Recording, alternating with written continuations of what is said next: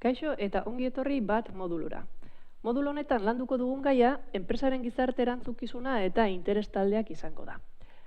Aurreko moduluan ikusi genuen moduan, dagoeneko badakigu enpresaren gizarte erantzukizunaren beharra nondik datorren.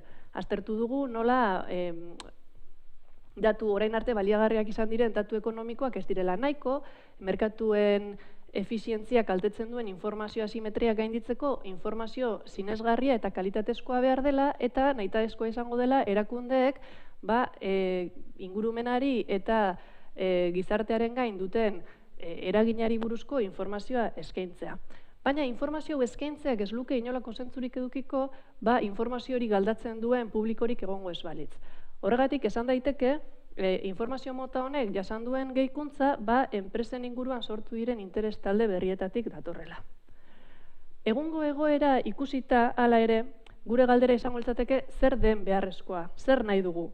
Nahi duguna da, sortzen den garapena jasangarria izatea, eta aldi berean globalizazioak sortu dituen kalteak murriztea.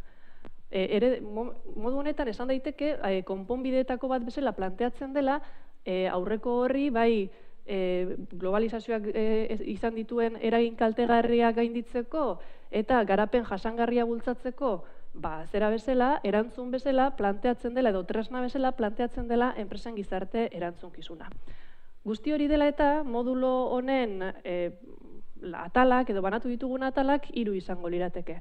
Lehenengo atalean enpresen gizarte erantzunkizuna definituko dugu, bigarren atal batean kontzeptu honek denboran zehar jasan duen evoluzioa aztertuko genuke, eta 3. puntu eta azken puntuan interes taldeen azterketa sakonago bat egingo genuke.